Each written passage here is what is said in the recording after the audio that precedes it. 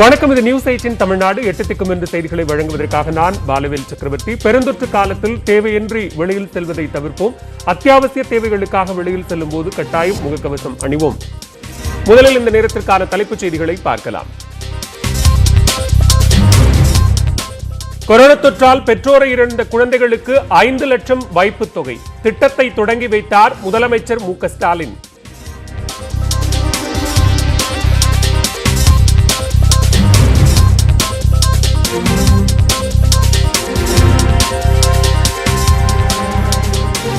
தமிழகத்தில் தினசரி கொரோனா பாதிப்பு 11,000க்கும் கீழ் குறைந்தது. ஒரே நாளில் 21,000 பேர் குணம்.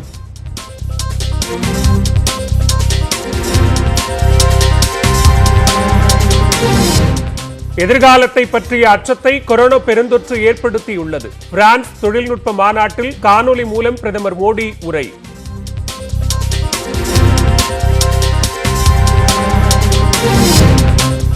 பள்ளி மாணவிகளுக்கு பாலியல் தொல்லை கொடுத்த புகாரில் சிவசங்கர் பாபா டெல்லியில் கைது. கேளம்பாக்கம் சுஷில் ஹரி பள்ளியின் அங்கீகாரத்தை ரத்து செய்ய குழந்தைகள் நலக்குழு பரிந்துரை.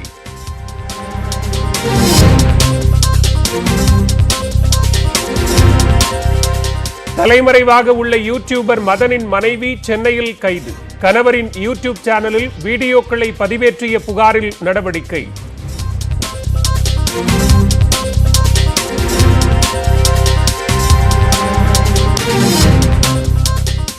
வண்டலூர் உயிரியல் பூங்காவில் மேலும் ஒரு சிங்கம் கொரோனாவால் உயிரிழப்பு. தொற்று பாதிப்பு உள்ள மேலும் 7 சிங்கங்களுக்கு தொடர் சிகிச்சை.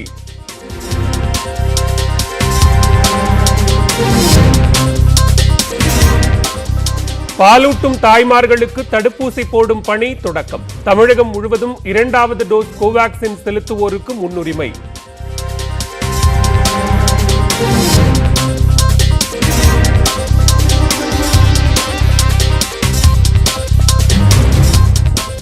கருப்பு மற்றும் வெள்ளை பூஞ்சையை தொடர்ந்து பச்சை பூஞ்சை பாதிப்பு. மத்திய பிரதேசத்தைச் சேர்ந்த இளைஞருக்கு தொற்று.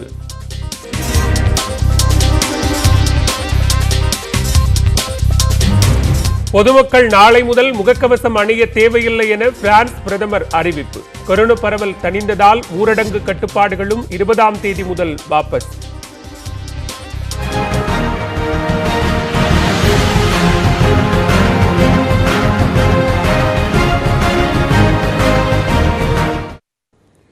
கொரோனாவால் பெற்றோரை இழந்த குழந்தைகளுக்கு 5 லட்சம் ரூபாய் வைப்புத் தொகை வழங்கும் திட்டத்தை முதலமைச்சர் மு.க. ஸ்டாலின் தொடங்கி வைத்தார். தலைமைச் செயலகத்தில் நடைபெற்ற விழாவில் திருவள்ளூர், கரூர், நாகப்பட்டினம், வேலூர் மாவட்டங்களைச் சேர்ந்த 10 குழந்தைகளுக்கான வைப்புத் தொகையை முதலமைச்சர் மு.க. ஸ்டாலின் வழங்கினார். கொரோனாவால் பெற்றோரை இழந்த குழந்தைகள் 5 பேருக்கு தலா 5 லட்சம் ரூபாயும், தாய் தந்தையரில் ஒருவரை மட்டும் இழந்த 5 குழந்தைகளுக்கு தலா 3 லட்சம் ரூபாயும் வைப்புத் தொகை ஆவணமாக வழங்கப்பட்டது. பெற்றோரை இழந்த குழந்தைகள் 79 பேரும், தாய் தந்தையரில் ஒருவரை மட்டும் இழந்த குழந்தைகள் 2650 பேரும் இந்த திட்டத்தின் மூலம் பயன்பெற உள்ளனர். எங்க அப்பா கொரோனாவால பாதிக்கப்பட்டிருந்தாங்க. அதுல முதலமைச்சர் அவங்க எங்களுக்கு உதவி பண்ணல. ரொம்ப நன்றி. நிவாரண தொகையை எனக்கு படிப்பு செலவுக்கும் காசு கொடுத்துருக்காங்க. அதில் ரொம்ப சந்தோஷம். நான் எங்கள் அம்மாவை நல்லா பார்த்துக்கணும், நல்லா படித்து எனக்கு வேலை ஏற்பாடு பண்ணித்தரேன்னு சொல்லியிருக்காங்க. அதுக்கு ரொம்ப நன்றி. கொரோனாவால் பெற்றோரை இழந்த குழந்தைகள் அரசு வழங்கும் வைப்பு நிதியை பெற என்ன செய்ய வேண்டும் என்று தற்போது பார்க்கலாம். கொரோனாவால் தாய் தந்தை இருவரை இழந்தவர்கள் மற்றும் ஏற்கனவே பெற்றோரில் ஒருவரை இழந்து தற்போது கொரோனாவால் மற்றொருவரையும் இழந்த குழந்தைகளின் பெயரில் 5 லட்சம் ரூபாய் டெபாசிட் செய்யப்படும். அந்த குழந்தைக்கு 18 வயதான பிறகு முதிர்வு தொகை வழங்கப்படும்.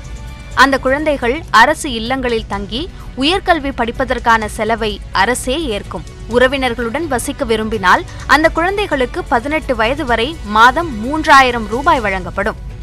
கொரோனாவால் பெற்றோரில் ஒருவரை மட்டும் இழந்து இருந்தால் உயிரோடு இருக்கும் மற்றொருவரிடம் 3 லட்சம் ரூபாய் கொடுக்கப்படும். மேலும் இந்த குழந்தைகளுக்கு அரசின் மற்ற திட்டங்களில் முன்னுரிமை வழங்கப்படும்.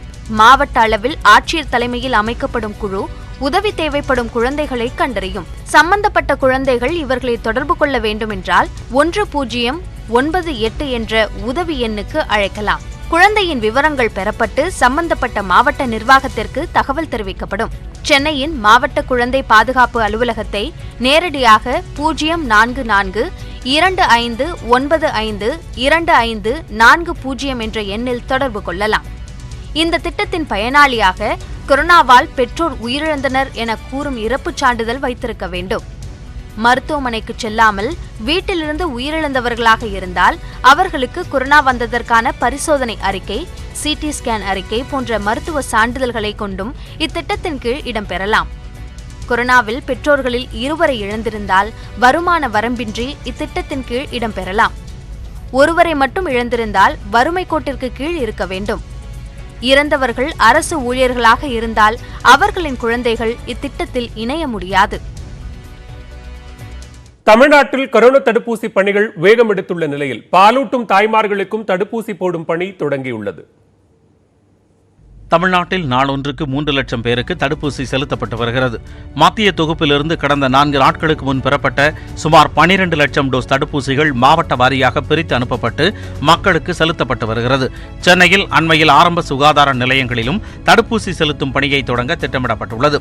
இந்த சூழலில் எழும்பூர் தாய்சேய் நல மருத்துவமனையில் பாலூட்டும் தாய்மார்களுக்கு கொரோனா தடுப்பூசி போடும் பணியை மருத்துவமனை இயக்குநர் விஜயா தொடங்கி வைத்தார்.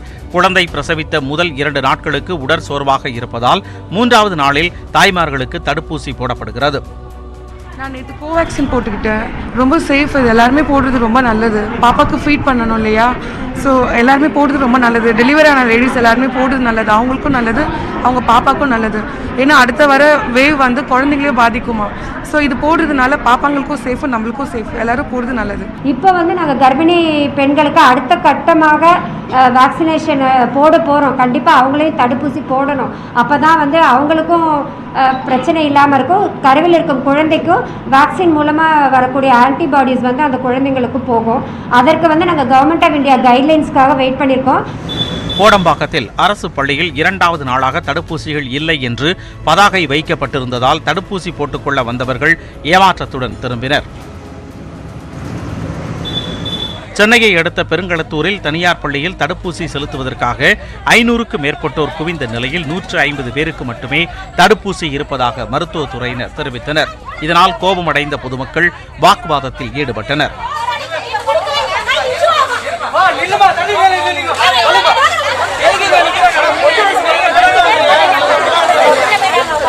நாமக்கல் மாவட்டம் ராசிபுரத்தில் காலை 8 மணி முதலே தடுப்பூசி போடப்பட்டது. நேரத்தை பொருட்படுத்தாமல் மக்கள் நீண்ட வரிசையில் காத்திருந்து தடுப்பூசி போட்டுக் கொண்டனர். தருமபுரியில் 2 நாட்களாக நிறுத்தி வைக்கப்பட்டிருந்த தடுப்பூசி முகாம் மீண்டும் தொடங்கியதை அடுத்து ஏராளமான பொதுமக்கள் குவிந்தனர். அரசு கலைக்கல்லூரியில் நடைபெற்ற சிறப்பு முகாமில் ஏராளமானோர் நீண்ட வரிசையில் காத்திருந்து தடுப்பூசி போட்டுக் கொண்டனர்.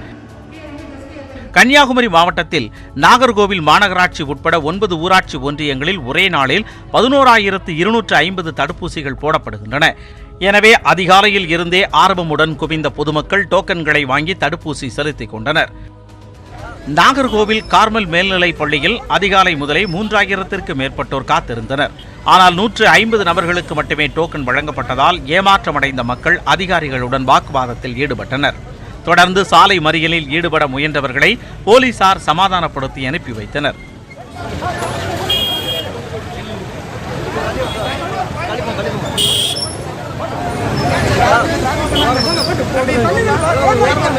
பயங்கரமான கியூ இருக்கு.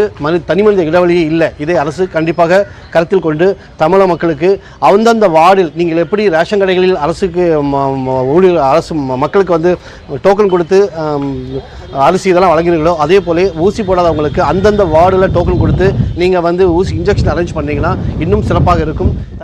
இந்நிலையில் செவ்வாய்க்கிழமை ஐதராபாத்தில் இருந்து சென்னைக்கு வந்த 6,16,000 டோஸ் தடுப்பூசிகள் மாவட்டங்களுக்கு பிரித்து அனுப்பி வைக்கப்பட்டன.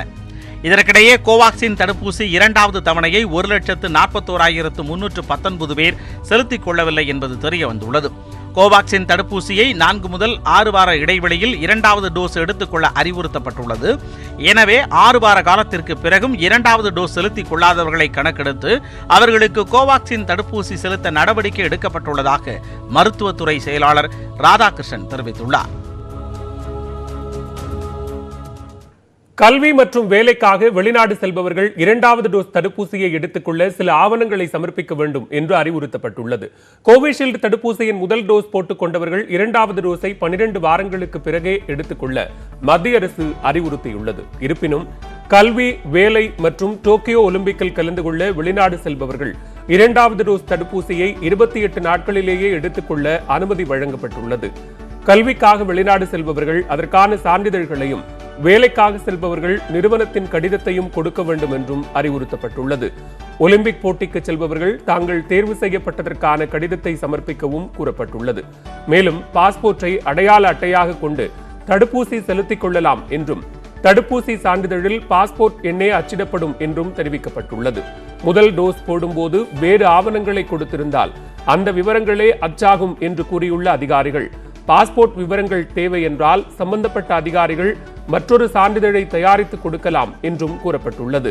மேலும் இந்த விலக்கு ஆகஸ்ட் 31ஆம் தேதிக்கு முன் பயணம் செய்பவர்களுக்கு மட்டுமே பொருந்தும் என்றும் தெரிவிக்கப்பட்டுள்ளது.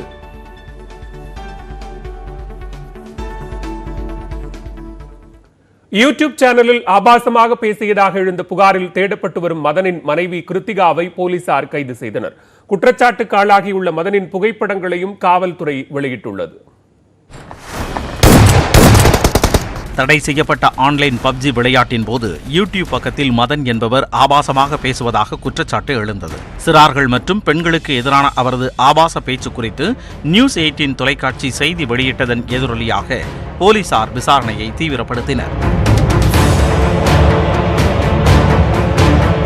மதனால் பாதிக்கப்பட்ட நபர் ஒருவர் அளித்த புகாரின் பேரில் 4 பிரிவுகளின் கீழ் போலீசார் வழக்கு பதிவு செய்துள்ளனர். செவ்வாய்க்கிழமை ஒரே நாளில் மதனுக்கு எதிராக சென்னை மத்திய குற்றப்பிரிவு காவல்துறைக்கு 150க்கும் மேற்பட்ட புகார்கள் வந்தன. தன் முகத்தை வெளி உலகிற்கு காட்டாமல் இருந்த மதன் போலீசாரின் சம்மனை கூட வாங்காமல் தலைமறைவானார். மதனிடம் பேசிய செல்போன் எண்ணை வைத்து அவரது மனைவி கிருத்திகாவை போலீசார் கண்டறிந்தனர். இதையடுத்து சேலத்தில் இருந்து மதனின் மனைவி கிருத்திகா, அவரது குழந்தை, மதனின் தந்தை மற்றும் சகோதரர் ஆகியோரை சென்னை அழைத்து வந்து தீவிர விசாரணை மேற்கொண்டனர். விசாரணையில் மதனின் யூடியூபை கிருத்திகா நிர்வகித்து வந்தது தெரியவந்ததால் அவரை போலீசார் கைது செய்தனர். இந்நிலையில் குற்றஞ்சாட்டப்பட்டுள்ள மதனின் பல்வேறு புகைப்படங்கள் வெளியாகியுள்ளன.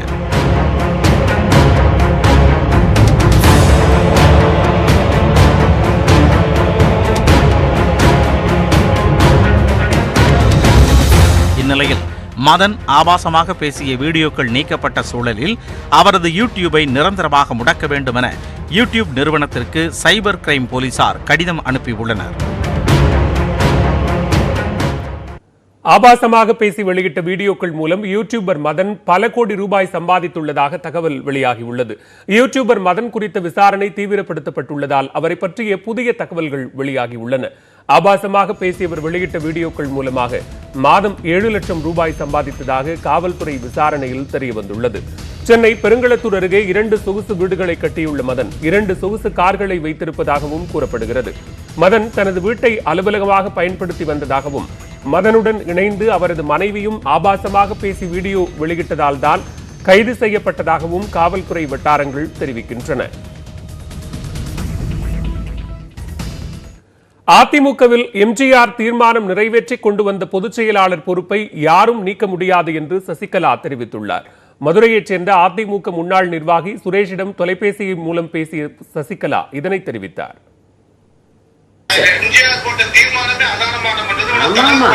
தலைவர் போட்ட தீர்மானத்தை யாருமே மாற்ற முடியாது. இந்த கட்சி தமிழகத்துல இருக்கிற வரைக்கும் அந்த தீர்மானத்தை யாருமே மாற்ற முடியாது. அம்மாவும் அதை மாத்தல, அப்படியே தான் இருக்கு. ஏன்னா அதுதான் நம்ம கட்சியினுடைய அஸ்திவாரம். அது தொண்டர்களால தான் ஒரு பொதுச் செயலாளர் அந்த கட்சிக்கு வர முடியும். அதை யாரும் மாற்ற முடியாது. தொண்டர்கள் மனசுலையும் அதுதான் இருக்கு. கவலைப்படாதீங்க, இனிமே நான் பார்த்துக்கிட்டுல சும்மாவே இருக்க மாட்டேன். ஏன்னா கட்சி வீணா போக நான் ஒரு நாளும் என்னோட உயிர் இருக்கிற வரைக்கும் அந்த வேலையை நடக்க விட மாட்டேன். நிச்சயம் வருவேன், கவலைப்படாதீங்க. தொடர்ந்து விரைவு செய்திகளை பார்க்கலாம். அதிமுக ஒன்றாக இருப்பதை பொறுத்துக் கொள்ள முடியாமல் குழப்பம் ஏற்படுத்துவதற்காக சசிகலா ஆடியோ அரசியல் செய்வதாக முன்னாள் அமைச்சர் ஜெயக்குமார் விமர்சித்துள்ளார். சென்னை பட்டினப்பாக்கத்தில் உள்ள இல்லத்தில் செய்தியாளர்களை சந்தித்த அவர், அதிமுகவின் அடிப்படை உறுப்பினராக கூட இல்லாத சசிகலா கட்சியை எவ்வாறு சொந்தம் கொண்டாட முடியும் என வினவினார். வரம்பு மீறி பேசியதாலேயே புகழேந்து மீது நடவடிக்கை எடுக்கப்பட்டிருப்பதாக ஜெயக்குமார் விளக்கமளித்தார். கட்சி ஏற்றுக்கொள்ளாத ஆட்களுடன் நிர்வாகிகள் தொடர்பில் இருந்தால் ஒழுங்கு நடவடிக்கை எடுக்கப்படும் என்றும் ஜெயக்குமார் கூறினார். பொறுத்துக்கொள்ள முடியல, திரும்ப சசிகலாவில் பொறுத்துக்கொள்ள முடியல. அதனால் வீண் குழப்பம், அதே போன்று கட்சி ஒரு குழப்பத்தை உருவாக்க வேண்டும் என்பதற்காக இது போன்ற ஆடியோ அரசியலை இன்றைக்கு திரும்ப சசிகலா செய்வது என்பது நிச்சயமாக எந்த அனைத்து இந்திய அண்ணா திராவிட முன்னேற்ற கழக தொண்டனும் ஏற்றுக்கொள்ள மாட்டான். பிரித்தாளும் சூழ்ச்சியை எங்களுக்குள்ளே பிளவு ஏற்படுத்தி அதன் மூலம் குளிர் காய்ந்து அதன் மூலம் கட்சியை பிடித்து விடலாம் என்று நினைத்தால் நிச்சயமாக அது நடக்காத ஒரு விஷயம் என்று நான் உறுதியாக இந்த நேரத்தை சொல்கிறேன். அதிமுகவில் இரட்டை தலைமைதான் நீடிக்கிறது என்று முன்னாள் அமைச்சர் காமராஜ் தெரிவித்துள்ளார்.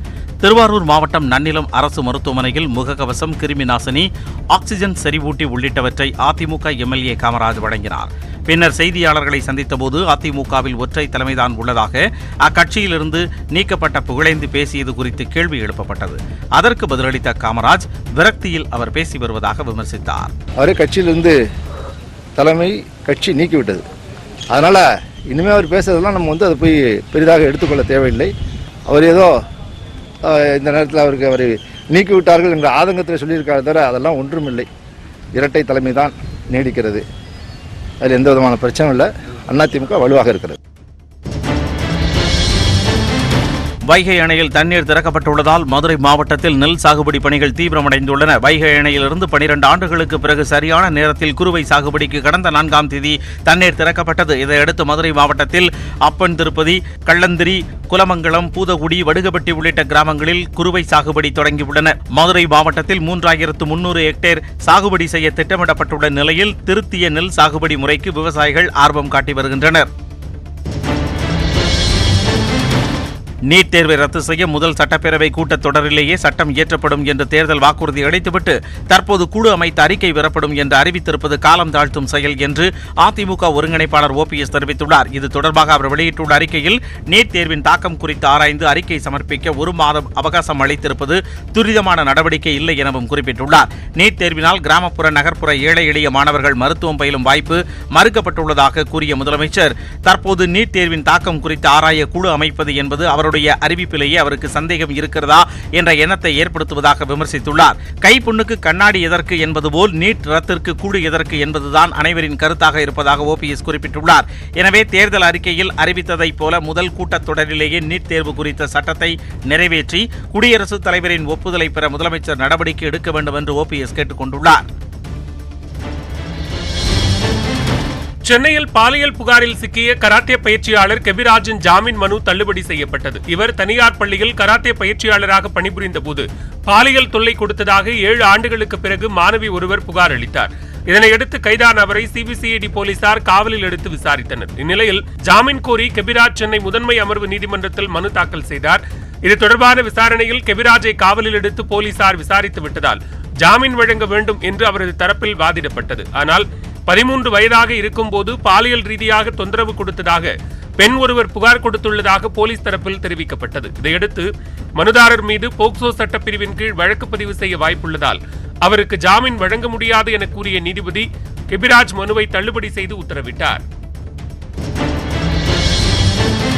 தமிழகத்தில் தென்மேற்கு பருவக்காற்று காரணமாக 5 நாட்களுக்கு மழை பெய்ய வாய்ப்பு இருப்பதாக சென்னை வானிலை ஆய்வு மையம் தெரிவித்துள்ளது. குறிப்பாக அடுத்த 24 மணி நேரத்தில் நீலகிரி, கோவை, தேனி ஆகிய மாவட்டங்களில் ஓரிரு இடங்களில் கனமழைக்கு வாய்ப்பு இருப்பதாக குறிப்பிடப்பட்டுள்ளது. மேற்கு தொடர்ச்சி மலையை ஒட்டிய திண்டுக்கல், தென்காசி, திருப்பூர், கன்னியாகுமரி மாவட்டங்களில் சில இடங்களில் லேசானது முதல் மிதமான மழையை எதிர்பார்க்கலாம் என்றும், சேலம், ஈரோடு, தருமபுரி, கிருஷ்ணகிரி மாவட்டங்களில் ஓரிரு இடங்களில் லேசான மழை பெய்யக்கூடும் என்றும் தெரிவித்துள்ளது. சென்னையை பொறுத்தவரை அடுத்த 48 மணி நேரத்திற்கு வானம் மேகமூட்டத்துடன் காணப்படும் அளிக்கப்படும் என்றும் நகரின் ஓரிரு இடங்களில் லேசான மழைக்கு வாய்ப்பு இருப்பதாகவும் கூறப்பட்டுள்ளது. ஜூன் 19 மற்றும் 20 ஆகிய தேதிகளில் கடலோர மாவட்டங்கள் மற்றும் அதனை ஒட்டியுள்ள உள் மாவட்டங்களில் ஓரிரு இடங்களில் லேசான மழை பெய்யக்கூடும் என்று தெரிவிக்கப்பட்டுள்ளது. அடுத்த 48 மணி நேரத்திற்கு மன்னார் வளைகுடா பகுதியில் மணிக்கு 40 முதல் 50 கிலோமீட்டர் வேகத்தில் காற்று வீசக்கூடும் என்பதால் மீனவர்கள் எச்சரிக்கையுடன் இருக்குமாறு அறிவுறுத்தியுள்ளது.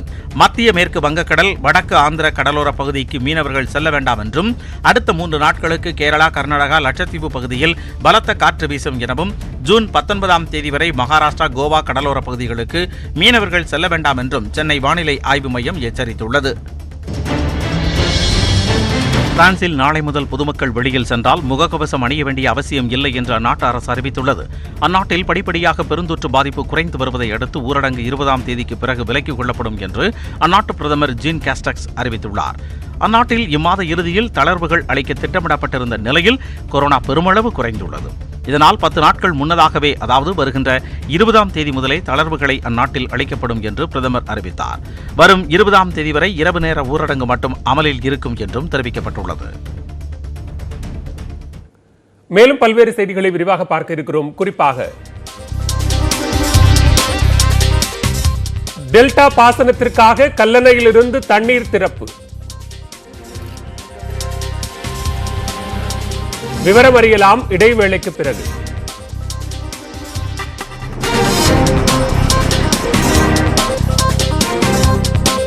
கொரோனா 3ஆம் அலை குழந்தைகளை பாதிக்கும் என பரவலாக பேசப்படும் நிலையில் அதற்கான உரிய ஆதாரங்கள் இல்லை என்கிற தமிழ்நாட்டில் கொரோனா தினசரி பாதிப்பு 11,000க்கும் கீழ் குறைந்துள்ளது. ஒரே நாளில் 21,000 பேர் குணமடைந்துள்ளனர். தமிழ்நாட்டில் ஒரே நாளில் 10,448 பேருக்கு கொரோனா தொற்று உறுதி செய்யப்பட்டுள்ளது. இதனால் பாதிக்கப்பட்டோர் எண்ணிக்கை 23,88,000 கடந்துள்ளது. 24 மணி நேரத்தில் 21,058 பேர் நோய் தொற்றிலிருந்து குணமடைந்துள்ளதால் நோய் தொற்றிலிருந்து மீண்டவர்களின் எண்ணிக்கை 22,44,000 கடந்துள்ளது. கொரோனா பாதிப்பால் 270 பேர் உயிரிழந்ததால் பலியானோர் எண்ணிக்கை 30,338 உயர்ந்துள்ளது. மாநிலம் முழுவதும் கொரோனா மருத்துவமனைகள் மற்றும் கொரோனா சிகிச்சை மையங்களில் 1,14,335 பேருக்கு சிகிச்சை அளிக்கப்பட்டு வருகிறது. ஒரே நாளில் 1,64,000 பேருக்கும் மொத்தமாக 2,96,00,000 பேருக்கும் RT-PCR பரிசோதனை செய்யப்பட்டுள்ளதாக மருத்துவத்துறை தெரிவித்துள்ளது. மாவட்டங்களை பொறுத்தவரை கோவையில் 1,420 பேர் நோய் தொற்றுக்கு ஆளாகியுள்ளனர். ஈரோட்டில் 1,123 பேருக்கு கொரோனா பாதிப்பு ஏற்பட்டுள்ளது. சேலத்தில் 693 பேருக்கும், சென்னையில் 689 பேருக்கும் கொரோனா தொற்று உறுதி செய்யப்பட்டுள்ளது. திருப்பூரில் 608 பேர் நோய் தொற்றால் பாதிக்கப்பட்டுள்ளனர்.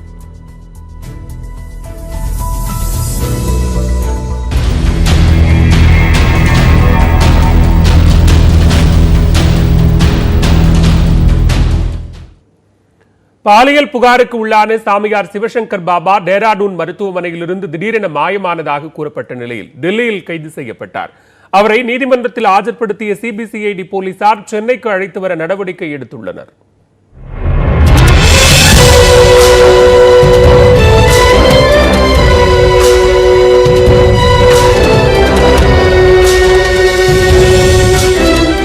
பள்ளி மாணவிகளை தனது ஆபாச இச்சைக்கு உட்படுத்திய புகாரின் சிக்கிய சிவசங்கர் பாபா டெல்லியில் வைத்து கைதாகி உள்ள நிலையில் கைது நடவடிக்கையில் இருந்து தப்பிக்க அவர் நடத்திய நாடகங்கள் என்ன?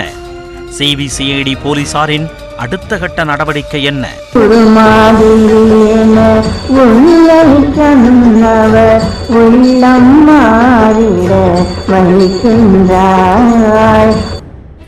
தனது ஆசிரம பள்ளியில் படித்த மாணவிகளிடம் அத்துமீறலில் ஈடுபட்டதாக சாமியார் சிவசங்கர் பாபா மீது புகார் எழுந்தது. பாதிக்கப்பட்ட பெண் ஒருவர் கொடுத்த புகாரில் கடத்தல் உள்ளிட்ட 4 பிரிவிலும் போக்சோ சட்ட பிரிவிலும் வழக்கு பதியப்பட்டது. சிவசங்கர் பாபாவிற்கு உடந்தையாக இருந்த அவரது பள்ளி ஆசிரியர்கள் 2 பேர் மீதும் போக்சோ வழக்கு பாய்ந்தது. வழக்கின் தீவிர தன்மையை கருத்தில் கொண்டு வழக்கு சிபிசிஐடிக்கு மாற்றப்பட்டது.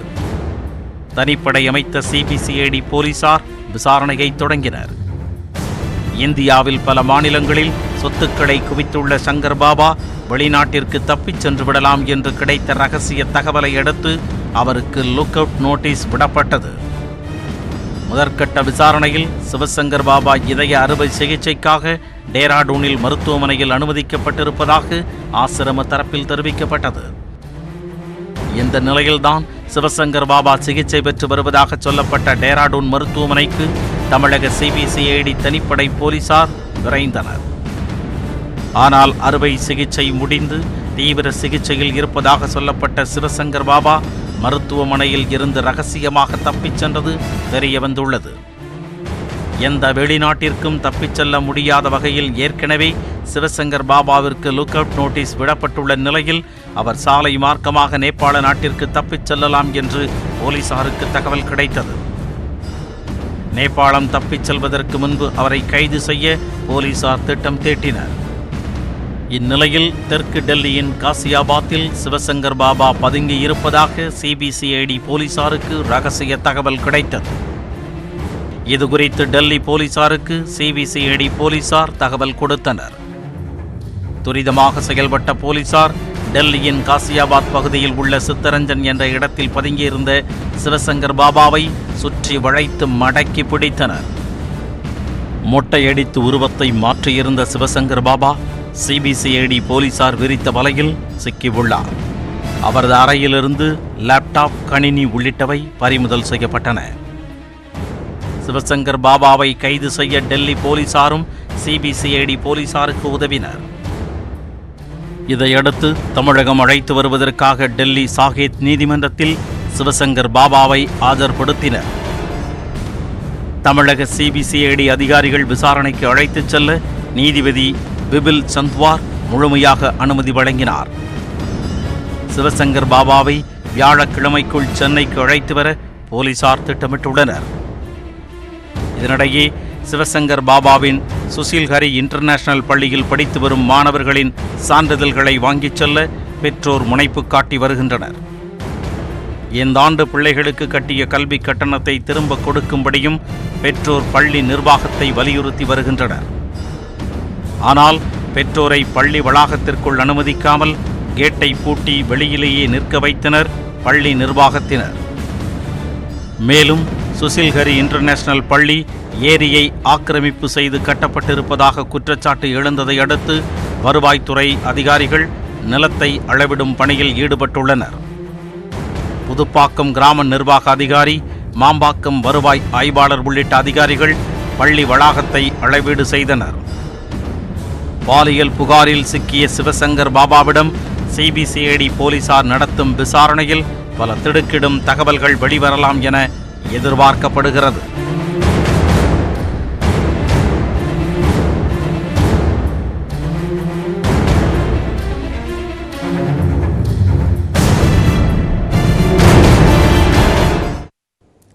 ஆன்மீகவாதி சிவசங்கர் பாபா மீதான பாலியல் குற்றச்சாட்டுகள் முதல் கைது நடவடிக்கை வரையிலான நிகழ்வுகளை தற்போது பார்க்கலாம்.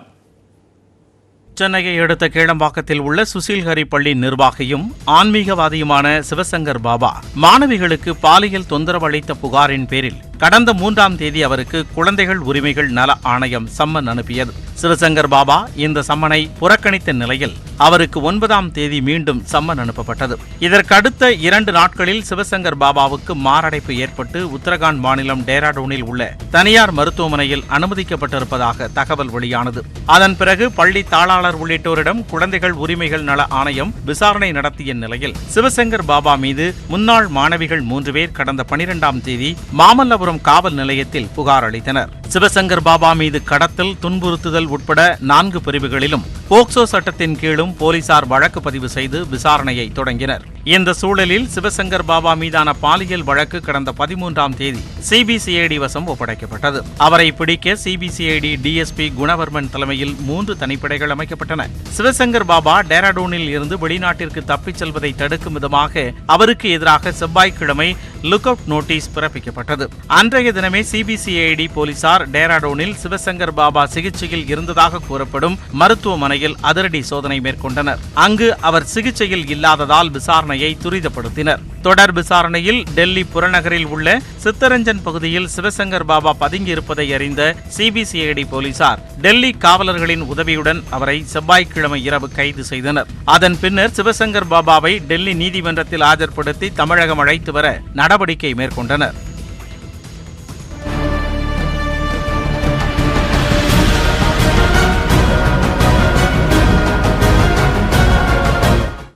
கல்லணையில் இருந்து காவிரி டெல்டா பாசனத்திற்காக தண்ணீர் திறக்கப்பட்டுள்ளது. விதை நெல் உரம் தட்டுப்பாடின்றி கிடைக்க நடவடிக்கை எடுக்க வேண்டும் என்று விவசாயிகள் கோரிக்கை விடுத்துள்ளனர்.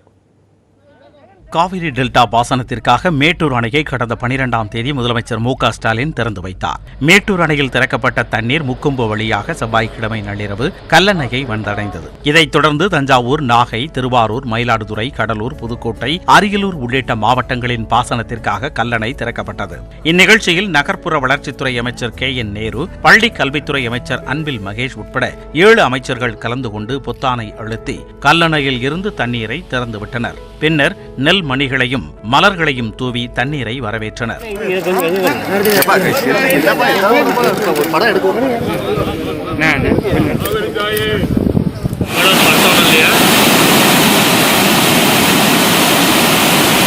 அப்போது டெல்டா மாவட்டங்களைச் சேர்ந்த 7 ஆட்சியர்கள் மற்றும் விவசாய சங்க பிரதிநிதிகள் உடனிருந்தனர். கல்லணையில் இருந்து கொள்ளிடம், காவிரி, வெண்ணாறு, கல்லணை கால்வாயில் தலா 500 கன அடி வீதம் தண்ணீர் திறந்துவிடப்பட்டுள்ளது. இதன் மூலம் 3.5 லட்சம் ஏக்கர் பாசன வசதி பெறும். கல்லணை திறப்பிற்கு பின்னர் செய்தியாளர்களிடம் பேசிய அமைச்சர் K.N. நேரு, தூர்வாரும் பணிகள் 90 விழுக்காடு நிறைவடைந்து விட்டதாகவும் 10 நாட்களில் கடைமடை வரை தண்ணீர் சென்றடையும் என்றும் நம்பிக்கை தெரிவித்தார். விதை நெல், உரம் தேவையான அளவு கையிருப்பு உள்ளதாக கூறிய அமைச்சர், விவசாய கடனுக்காக 11,500 கோடி ரூபாய் ஒதுக்கப்பட்டிருப்பதாகவும் குறிப்பிட்டார். அதே நேரம் கர்நாடகாவிலிருந்து உரிய தண்ணீரை பெற்று டெல்டா பாசனத்திற்காக வினாடிக்கு 20,000 கன அடி வீதம் தண்ணீர் திறக்க வேண்டும் என்று விவசாயிகள் கோரிக்கை விடுத்துள்ளனர். அனைத்து விவசாயிகளுக்கும் நிபந்தனைகளின்றி கடன் வழங்க வேண்டும் என்றும் வலியுறுத்தியுள்ளனர். டெல்டா விவசாயிகளை பொறுத்த வரைக்கும் ஒரு பெரிய மகிழ்ச்சியான நாள். ஏன்னா சரியா தண்ணீர் திறந்திருக்காங்க. இன்னைக்கு குறுவைக்கான அந்த ஏற்பாடுகளை விவசாயிகள் மகிழ்ச்சியோடு செஞ்சிட்டு இருக்காங்க. அவங்களுக்கு தேவையான உரம், இன்னும் சொல்லப்போனால் விதை, உரம், இடுபொருட்கள் எல்லாமே கிடைக்கிறதுக்கு ஏற்பாடுகளையும் கடுமையாக முயற்சி செய்யறதா அரசாங்கம் சொல்லியிருக்காங்க. அதை முழுமையாக செஞ்சு கடன் உட்பட அனைத்தும் கொடுத்து விவசாயம் சொன்ன அளவை விட கூடுதலாக உற்பத்தி செய்ய முடியும். இந்த தண்ணி போதுமானது கிடையாது. 20,000 கண்ணாடி தண்ணி திறக்கணும், முறை வைக்காம தண்ணி விடணும். அப்போ நாங்கள் தமிழக அரசை கேட்டுக்கிறோம். அது மட்டும் இல்லாமல் கூட்டுறவு வங்கி மூலமாக உரம் வழங்கணும், விதை நெல் தட்டுப்பாடு இல்லாமல் கொடுக்கணும்.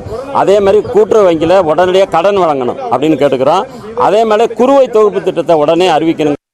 தமிழகத்திற்கு மாதந்தோறும் உரிய தண்ணீர் காவிரியில் திறக்கப்படுவதை உறுதி செய்ய வேண்டும் என்று மத்திய நீர்வளத்துறை அமைச்சகத்திற்கு முதலமைச்சர் மு.க.ஸ்டாலின் அண்மையில் கடிதம் எழுதியிருந்தார். இந்த சூழலில் காவிரி நீர் ஒழுங்காற்றுக் குழுவின் கூட்டம் வியாழக்கிழமை நடைபெற உள்ளது. அதைத் தொடர்ந்து காவிரி மேலாண்மை ஆணையத்தின் கூட்டம் ஜூன் 22ஆம் தேதி நடைபெற உள்ளது. காணொலி காட்சி மூலம் நடைபெறும் இந்த கூட்டத்தில் தமிழகம், கர்நாடகா, கேரளா, புதுச்சேரி மாநிலங்களைச் சேர்ந்த பிரதிநிதிகள் பங்கேற்க உள்ளனர்.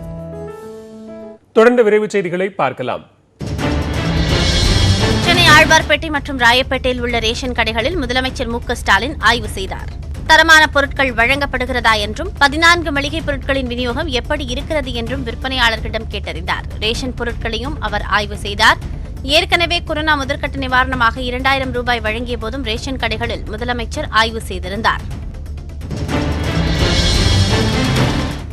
தமிழ்நாட்டின் உரிமையை விட்டுத்தராமல் கிருஷ்ணா நதிநீரை பெற தேவையான நடவடிக்கைகள் எடுக்கப்படும் என பால்வளத்துறை அமைச்சர் ச.மு. நாசர் தெரிவித்துள்ளார். முன்னாள் முதல்வர் கருணாநிதியை போன்று அவரது மகனான ஸ்டாலினும் தமிழ்நாட்டின் உரிமையை விட்டுத்தராமல் செயல்படுவார் என்றும், கடந்த அதிமுக ஆட்சியில் முயற்சி எடுக்காமல் விட்ட அனைத்து திட்டங்களையும் தமிழ்நாடு அரசு செயல்படுத்தும் என்றும் அவர் கூறினார். சென்னையின் ஒரு நாள் நீர் தேவை தற்போது 1 TMC-ஆக உள்ளதாகவும், போதிய நீர் இருப்பு உள்ளதால் குடிநீர் பற்றாக்குறை ஏற்படாது என்றும் அமைச்சர் நாசர் கூறினார். நம்முடைய சென்னை மாநகருக்கு தரப்படுகின்ற இந்த கிருஷ்ணா நதி திட்டத்தை சிறப்பான முறையில் சீரமைப்பதற்கான பணிகள் நடந்து கொண்டிருக்கின்ற, நீங்கள் சொன்ன மாதிரி அந்த முழு தண்ணியும் இந்த ஆட்சி முழுமையாக பெறும். ஏன்னா நம்முடைய தொகுப்பு அது, நம்முடைய தொகுப்பு தர வேண்டியதை நம்ம எதையுமே விட்டு கொடுத்ததில்லை. நம்ம உரிமைகளை எந்த நேரத்திலையும் தமிழகத்தில் விட்டு கொடுத்ததில்லை. அது கலைஞர் ஆனாலும் சரி, அவர் பெற்றெடுத்த மாநாடு இருக்கக்கூடிய தளபதி ஆனாலும் சரி, இப்போ இருக்கின்ற முதல்வர் ஆனாலும் நம்முடைய உரிமைகளை விட்டு கொடுக்கவே மாட்டோம். 12ஆம் வகுப்பு பொதுத் தேர்வை ரத்து செய்து தமிழக அரசு பிறப்பித்த உத்தரவுக்கு தடை விதிக்க சென்னை உயர்நீதிமன்றம் மறுத்துள்ளது. தமிழகத்தில் 12ஆம் வகுப்பு தேர்வு ரத்து செய்யப்பட்டதை எதிர்த்து வழக்கறிஞர் ராம்குமார் ஆதித்தன் உயர்நீதிமன்றத்தில் மனு தாக்கல் செய்தார். கொரோனா தொற்று குறைந்து வருவதால் ஓரிரு மாதங்களுக்கு பிறகு தேர்வு நடத்தலாம் என்றும் மனுவில் குறிப்பிட்டிருந்தார்.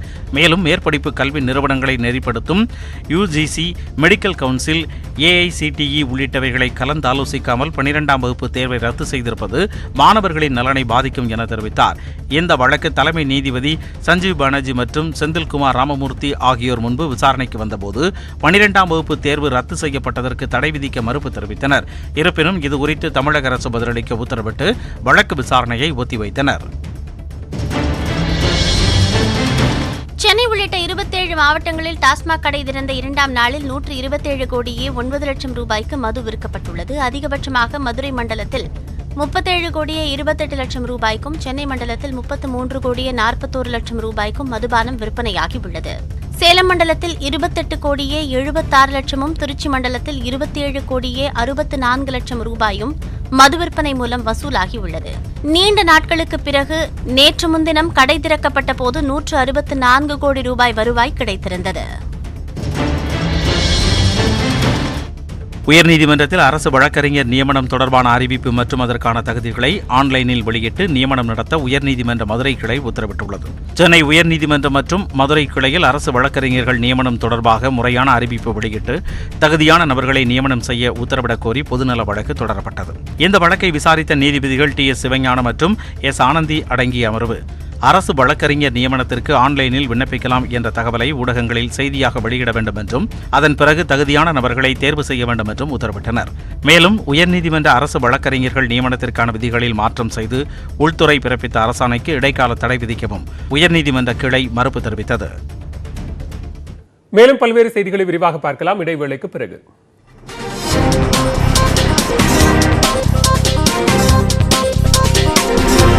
ஆளான பெரும்பாலான குழந்தைகளுக்கு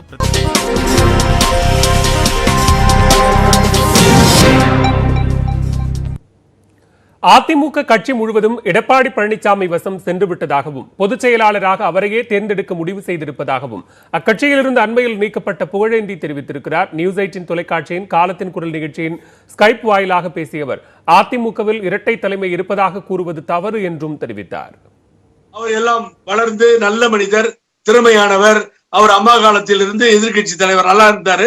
அவர் ஒரு எதிர்கட்சி தலைவர் ஆகட்டும், அவர்தான் உங்களை முதலமைச்சராக முன்மொழிந்தார்னு கேட்ட 2 காரணங்கள் இதுதான் நடந்தது. அதுக்கு கட்சி விட்டு எடுத்துருவீங்களா? அவர் வெளியில வர்றாரு, ஆபீஸ்ல இருந்து நானும் வரேன், விஷ் பண்றேன், பின்னாடி உட்காருங்கன்றாரு. நான் தெரியாம அவர் பின்னாடி கார்ல வரேன், இடம் இல்லை நீங்க போங்கன்னு சொல்றேன். அவர் வீட்டுக்கும் போறேன், அண்ணன் வீட்டுக்கும் போறேன். உள்ள வாங்கன்னு கூப்பிட்டுட்டு ஒரு சின்ன தப்பு நடந்து போச்சு, சாரி எல்லாரும் போர்ஸ் பண்ணிட்டாங்க, நான் சைன் பண்ணிட்டேன், நான் கையெழுத்து போட்டேங்க, உங்களை என்னதுக்காக கையெழுத்து போட்டீங்கன்னு கேட்டேன். நான் கட்சி விட்டு உங்களை எடுக்க சொல்லி சொன்னாங்கன்னு நான் கையெழுத்து போட்டேங்க. சரிங்க, நான் ரைட், ஓகே. இல்லைங்க, கட்சி வேற மாதிரி போயிடுச்சு, என்னுடைய கையில இல்லைங்க, எல்லாரும் ஒன்னா சேர்ந்துட்டாங்க, சாரி, நீங்க கொஞ்சம் அமைதியா இருங்க. கையெழுத்து போடவில்லை என்று சொன்னால், ஓபிஎஸ் அண்ணன் அவர்கள் எதையும் கேட்க தயாராக இல்லை என்று சொன்னால் 5 நிமிடத்தில் தூக்கி எறியப்படுவார். சட்டம்லாம் அப்புறம் எல்லா பொதுக்குழு உறுப்பினரையும் கூட்டி தேர்தல் கமிஷனுக்கு ரிப்போர்ட் பண்ணோம். எலெக்ஷன் நடத்தியிருக்கோம், பார்ட்டி எலெக்ஷன். அதுல போய் உட்கார வச்சு ஓபிஎஸ் ஒன்னு அவைத்தலைவர் ஆயிடுங்க, எங்களது மாபெரும் தலைவன், வெற்றி வீரன், நாட்டை காப்பாற்றிய மக்கள் செல்வாக்கு மிக்க தலைவர் இபிஎஸ் தான் பொதுச் செயலாளர், உங்களுக்கு ஒண்ணுமே கிடையாது, கேட்டா கேளுங்க, இல்லைன்னா தயவு செஞ்சு நீங்க வெளியில போங்க அப்படின்னு சொல்லி முடிவு பண்ணிட்டாங்க. இனி இரட்டை தலைமைன்னு விஷயம் தெரிஞ்சு பேசணும்னா தப்பு. ஒற்றை தலைமைதான் இந்த கட்சி முழுவதுமாக எடப்பாடியின் கைக்கு போயாகிவிட்டது. இதை காஷன் பண்றாரு யாரு? பழனிசாமி. நீங்க நிச்சயமா வம்புல மாட்ட போறீங்க, அங்க எந்தவித அதிகாரமும் அவர் கையில இல்லைங்க, நீங்க மாத்தி பேசுங்க, முதல்வர் வேட்பாளரா அவர் வரணும்னு சொல்ல போறீங்கன்னு காய்ச்சல் பண்றாரு. நான் அதுல எனக்கு ஒன்னும் ஒளிவு மறைவு இல்லை, அதையும் மீறிதான் இந்த களத்துல இறங்கினேன். ஆனால் இப்பொழுது என்ன நடக்குன்னு கேட்டீங்கன்னா ஒன்னும் பண்ண முடியாது. வேலுமணி, தங்கமணி, எடப்பாடி பழனிசாமி இந்த 3 பேர் தான் அதிமுக. மீறி துணிச்சல் இருந்தா ஒரு ஆளை பேச சொல்லுங்க. நாடு முழுவதும் 24 மணி நேரத்தில் 62,000 பேருக்கு கொரோனா தொற்று உறுதி செய்யப்பட்டுள்ளது. குணமடைந்தவர்களின் விகிதம் 95.80% அதிகரித்துள்ளதாக சுகாதார அமைச்சகம் தெரிவித்துள்ளது.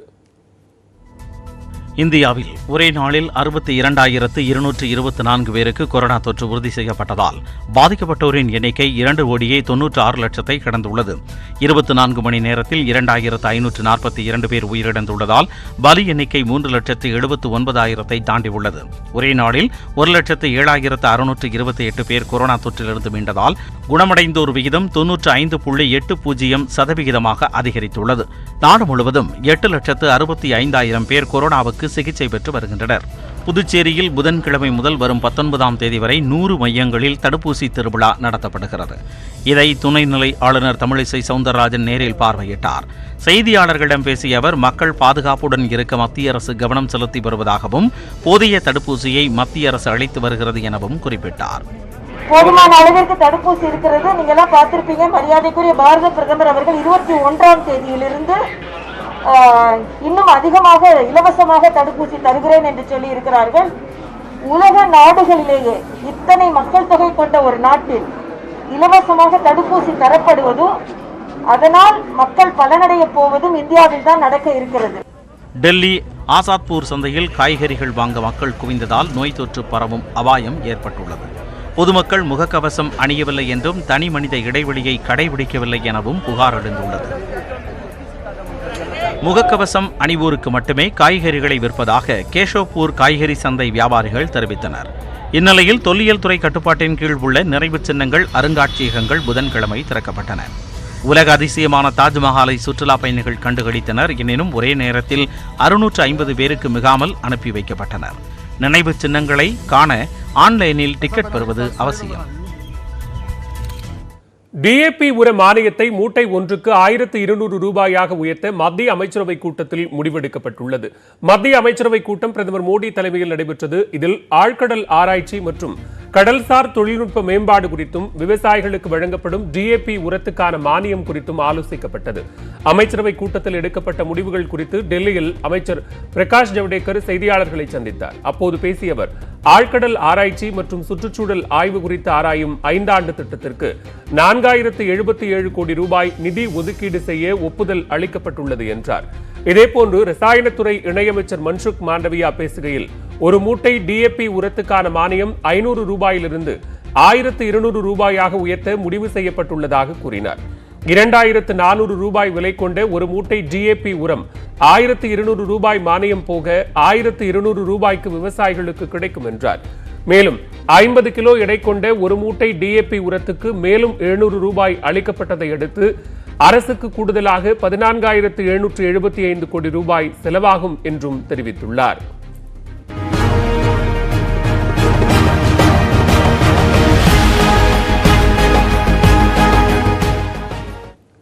கொரோனா பாதிப்பால் பள்ளிகள் மூடப்பட்டுள்ளதால் கோவை அருகே பழங்குடி கிராமத்தைச் சேர்ந்த பட்டதாரி பெண் மாணவர்களுக்கு கல்வி கற்பித்து வருகிறார். இது குறித்த ஒரு செய்தி தொகுப்பை தற்போது பார்க்கலாம்.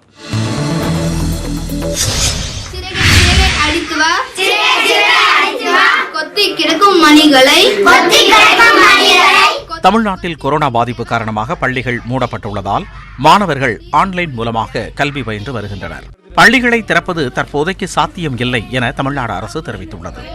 கோவை மாவட்டம் வாளையாரை அடுத்த சின்னாம்பதி மலை கிராமத்தைச் சேர்ந்த மாணவர்கள் குடும்ப வறுமையால் ஆன்லைன் வகுப்பில் பங்கேற்க முடியாத நிலை ஏற்பட்டுள்ளது. இதனால் அந்த கிராமத்தில் முதல் பட்டதாரியான சந்தியா மாணவர்களுக்கு கல்வி கற்பித்து வருகிறார். சின்னாம்பதி கிராமத்தைச் சேர்ந்த சந்தியா பிகாம் படித்துள்ளார். கல்லூரி நாட்களிலேயே தங்கள் கிராமத்தைச் சேர்ந்த மாணவர்களுக்கு டியூஷன் எடுத்து வந்துள்ளார் சந்தியா. கொரோனா முதல் அலை பாதிப்பின் போது குழந்தைகளுக்கு அவர் கல்வி கற்பித்து வந்தார். இந்நிலையில் 2ஆம் அலை பாதிப்பால் பள்ளிகள் மூடப்பட்டுள்ளதால் மாணவர்களுக்கு தொடர்ந்து கல்வி கற்பித்து வருகிறார்.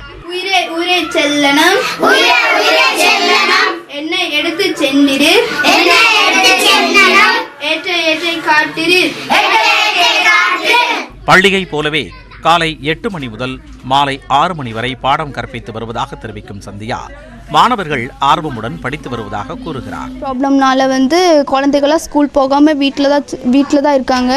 அப்புறம் ஸ்கூல்லலாம் புக்கு நோட்டெலாம் கொடுத்துருக்காங்க. இப்போ நான் நார்மலாக அவங்களுக்கு ஸ்கூலில் எப்படி சொல்லிக் கொடுக்குறாங்களோ புக்ஸ் எல்லாம் வச்சு மேம் எல்லாம் சொல்லிக் கொடுக்குறாங்களோ அதே மாதிரி நான் இப்போ சொல்லி கொடுத்துட்ருக்கேன். எங்கள் ஊரில் நெட்வொர்க் ப்ராப்ளம், அந்த ப்ராப்ளம்னால மொபைல் ஒவ்வொருத்தவங்க கிட்டலாம் மொபைல் இருக்காது. அந்த மாதிரி காரணத்தினால குழந்தைகளால் படிக்க முடியறதில்ல, சரியாக படிக்க முடியாமல் ரொம்ப இதாக இருக்காங்க. தமிழ், ஆங்கிலம், கணிதம் என பள்ளியைப் போலவே அனைத்து பாடங்களையும் சந்தியா கற்றுக் கொடுப்பதாக மாணவர்கள் தெரிவிக்கின்றனர். எந்திரிச்சு 4:30 குளிச்சு ரெடி ஆகி 5:30 இங்கே வந்துடுவார். எங்கள் அக்கா டெய்லி எல்லாம் புக்கெல்லாம் எடுங்கன்னு, பென்சிலில் எடுங்கன்னு அந்த அக்கா படிக்கலாம் சொல்லிக் கொடுக்க நாங்களும் எல்லாம் படிப்போம். தங்கள் கிராம குழந்தைகளின் கல்வி தரத்தை மேம்படுத்த தமிழ்நாடு அரசு நடவடிக்கை எடுக்க வேண்டும் என சின்னாம்பதி பகுதிவாசிகள் கோரிக்கை விடுத்துள்ளனர். நியூஸ் 18 தமிழ்நாடு தொலைக்காட்சி செய்திகளுக்காக கோவையிலிருந்து சுரேஷ். புதுச்சேரி சபாநாயகராக பாஜக எம்எல்ஏ ஏம்பலம் செல்வம் பதவியேற்றுக் கொண்டார். பாஜகவிற்கு சென்றதால் தான் உயர்ந்த பதவியை அடைந்துள்ளதாக திமுக எம்எல்ஏவுக்கு சபாநாயகர் செல்வம் பதிலளித்தார். புதுச்சேரி பாஜக ஆதரவுடன் என்ஆர் காங்கிரஸ் தலைவர் ரங்கசாமி முதலமைச்சராக கடந்த 7ஆம் தேதி பதவியேற்றார். பாஜகவிற்கு 2 அமைச்சர்கள் மற்றும் சபாநாயகர் பதவி தர ரங்கசாமி ஒப்புக்கொண்ட நிலையில் சபாநாயகர் பதவிக்கு மணவழி தொகுதி எம்எல்ஏ ஏம்பலம் செல்வத்தை நிறுத்துவதாக பாஜக அறிவித்தது. அதன்படி சபாநாயகர் தேர்தலில் போட்டியிட செல்வம் கடந்த 14ஆம் தேதி வேட்புமனு தாக்கல் செய்தார். எதிர்க்கட்சிகள் தரப்பில் யாரும் முன்னிறுத்தப்படாததால் சபாநாயகராக செல்வம் போட்டியின்றி தேர்வானார். இந்நிலையில் இதற்கான அதிகாரப்பூர்வ அறிவிப்பை புதன்கிழமை காலை கூடிய சட்டமன்ற கூட்டத்தில் தற்காலிக சபாநாயகர் லட்சுமி நாராயணன் வெளியிட்டார். அதைத் தொடர்ந்து முதலமைச்சர் ரங்கசாமியும் எதிர்க்கட்சித் தலைவர் சிவாவும் சேர்ந்து செல்வத்தை அழைத்து வந்து சபாநாயகர் இருக்கையில் அமர வைத்தனர். முன்னதாக தற்காலிக சபாநாயகர் லட்சுமி நாராயணன் செல்வத்தை வாழ்த்தி பேசினார். அப்போது செல்வம் வகித்த பதவிகளை பட்டியலிட்டார். அதைத் தொடர்ந்து பேசிய திமுக எம்எல்ஏ நாஜிம் புதிய பேரவைத் தலைவர் பற்றிய குறிப்பில் அவர் திமுகவில் நீண்டகாலம் இடம்பெற்றிருந்ததை குறிப்பிடவில்லை என்றும் திமுகவின் தொகுதி செயலாளராக பல ஆண்டு அவர் பதவி வகித்ததாகவும் குறிப்பிட்டார்.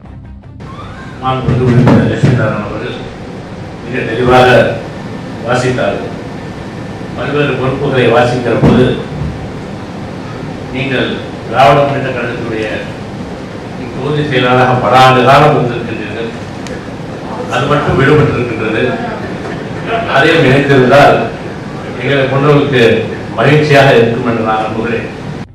அப்போது குறுக்கிட்ட சபாநாயகர் செல்வம் பாஜகவிற்கு இடம் மாறியதால் தான் உயர்ந்த பதவிக்கு வர முடிந்ததாக விளக்கம் அளித்தார்.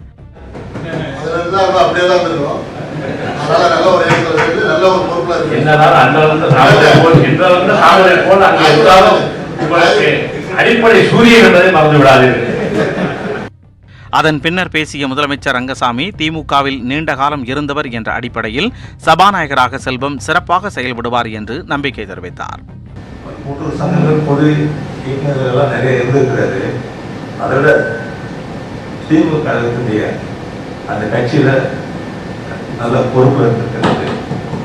முன்னாள் முதலமைச்சர் திரு ஜானகிராம் அவரோட நெருக்கமாக இருக்கிறாரு. சட்டமன்றத்துடைய அலுவலர்களை எல்லாம் அவர் கூர்ந்து கவனிச்சிருக்கிறார். அது அந்த சட்டப்பேரவை தலைவராக இருந்து சட்டமன்றத்தை சிறப்பாக நடத்துவார் என்ற நம்பிக்கை எனக்கு இருக்கிறது. அந்த ஒரு பதில் தான் நான் சொன்னேன். புதிதாக சபாநாயகராக பதவியேற்றுள்ள செல்வத்திற்கு தமிழ்நாடு பாஜக தலைவர் எல் முருகன் நேரில் வாழ்த்து தெரிவித்தார். புதுச்சேரி சட்டப்பேரவை வரலாற்றில் பாஜகவைச் சேர்ந்த ஒருவர் சபாநாயகராக தேர்வு செய்யப்பட்டிருப்பது இதுவே முதல் முறையாகும். இதற்கிடையே ரங்கசாமி தலைமையிலான அமைச்சரவை பட்டியலை இறுதி செய்வதில் கடும் இழுபறி ஏற்பட்டுள்ளது. வரும் 21ஆம் தேதி புதிய அமைச்சரவை பதவியேற்க வாய்ப்புள்ளதாகவும் தகவல் வெளியாகியுள்ளது. மேலும் பல்வேறு செய்திகளை விரிவாக பார்க்கலாம் இடைவேளைக்கு பிறகு.